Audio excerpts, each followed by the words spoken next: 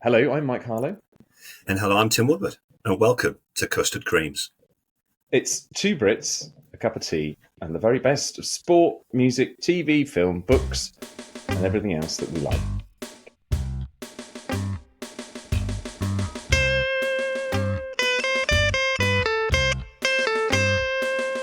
Now, actually, tell me a bit about you. Tell me about start with something you do know. Okay, something I do know. Yeah. So I'm in Bristol with my family, my wife Lorraine, and my two sons, George and Jimmy. I want to do something a chance to talk about those moments that really stand out, you really love, that make you feel warm and tingly, and the hairs stand up on the back of your neck. And they are important, and it makes you realise that those things stay with you, and no matter almost kind of what kind of job you've got and how important that is, they are moments that have an impact on who you are and what you are and how you think. It feels like we're intending to talk about the things that don't matter, but actually, they're the things that really make life. Well, give me some examples. I only have to think about the opening titles to Swap Shop on a Saturday, and it was so exciting. But watching it, glass of milk, chocolate digestive, and it was a revolution in Saturday morning TV. Just listen to Peter Kay's Adventures in TV Land. Basically puts his entire career down to the fact that he watched huge amounts of TV when he was a kid and absolutely loved it. And that has given him an entire career. It does go to become one little part of who you are. Yeah. We're going to talk about Top of the Pops. We're going to talk about Live Aid and music generally. All those things were much more common currency because everyone was watching the same TV. I would have walked through fire rather than listen to the music my parents listened to as a kid. Because it was tribal. Because you watched Top of the Pops. Because you supported bands like people support football teams. Yeah. Do you remember Black Betty? Yeah. Oh, Black Betty, bam, lamb. Bam, Oh, lamb. Black Betty. Mum looked at me and went, I really like this, and started tapping her foot. And well, it's gone. Exactly. It's dead to me. It was a program that was the best window on the charts. It was the charts that dominated, as you say. Exactly. I remember being down the bottom end of the playing fields with Colin Grenville and a radio, listening to, I think it was Gary Davis at lunchtime on a Tuesday. I think it came out. We're also going to talk about things more recent. It's not all going to be harking back. Another great one. We've heard the theme, and you've got Torval and Dean. Torval and Dean is incredible. Barnum and Bolero. It's not the kind of thing that you would have thought 5 years before it happened. You know what the country's going to go crazy for. Yeah. It's going to be, Christopher Dean and Jane Torval from Nottingham, dancing to, Bolero in purple chiffon. But everyone loved it. The lads in the football team at school who were big, ugly, street fighting northerners, because I come from the streets, unlike you. We were all into it. I come from the streets. They were just paved with gold.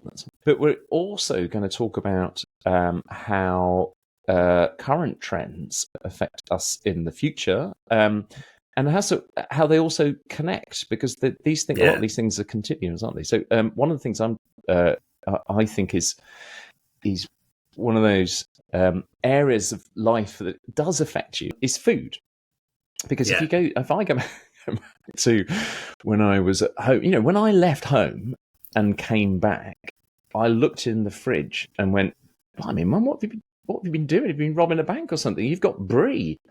Because when my sister and I were at home, there was never, anything other than just cheddar. It was about the time that world food hit the UK. Up to that point, as sort of exotic as our regular food got in terms of, coming from around the world, was spaghetti bolognese. Yeah, spaghetti was the only pasta I'd ever seen.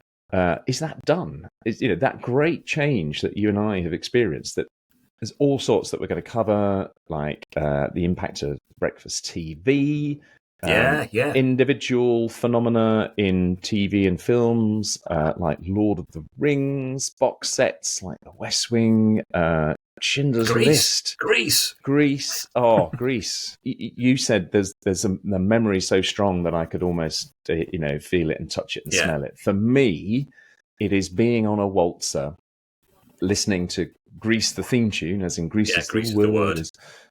Being spun round by a guy who didn't have many teeth and was looking pretty happy at the fact that I was looking pretty unhappy being spun round on the waltzer in Stokesley, in North Yorkshire. Why is it that some things just sustain? Why is it that I know, children want to throw away the music that their parents enjoyed or liked, but there are some things that manage to just hold their attention, hold their quality. And ABBA songs seem to be it. John Peel described Teenage Kicks by the Undertones as being a piece of music that can't have been written. It was so natural. It must have only been discovered. It must have always been there. Mark and Moise are funny now because they were funny then, and it's just funny. Ronnie Barker's funny because he was just funny, whether it was in Porridge or the Two Ronnies. Good stuff does stand the test of time, which is what I often say when the kids are listening to their drill and drum and bass, that, look, no bugger's going to be listening to this in 40 years' time. I'll guarantee it. But your two might still be listening to drill and drum and bass in 40 years' time. I think the question is anybody else? That would be the test. The Gatefold albums were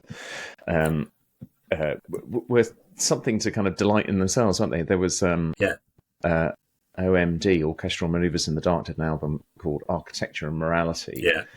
And I know now, of course, that it was superficial nonsense, right? They didn't know what they were, meaning. They were great at writing pop records.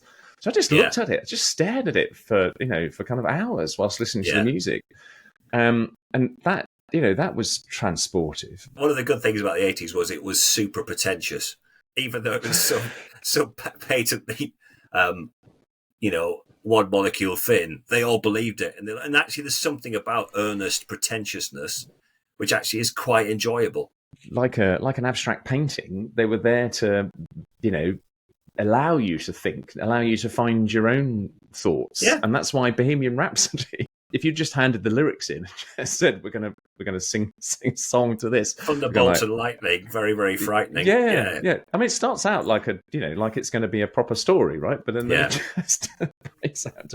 But there's something, obviously it's a great song and it hangs together in that way. But there is something about giving people just some nudges, some raw ingredients to go off and have their own flight of fantasy with. Tim, oh hello, you've got a phone call. Is that your tea's ready downstairs? It probably is. Yeah. Hang on a second. Just bear with me a second. Hello, Mike. Why don't you tell everyone a little bit about you? So I live at the opposite end of the south of England in London. I'm the same age as Tim, and I have I'm married to Jenny and have two daughters aged 13, twins. Tim and we know each other from law school, don't we? And we lived together in Highgate for a while in North London, and have since played for many years in a cricket team. We did do some very funny things on tour. That sounds awful, doesn't it? Yeah. There were things that were eminently cancelable in the modern world, but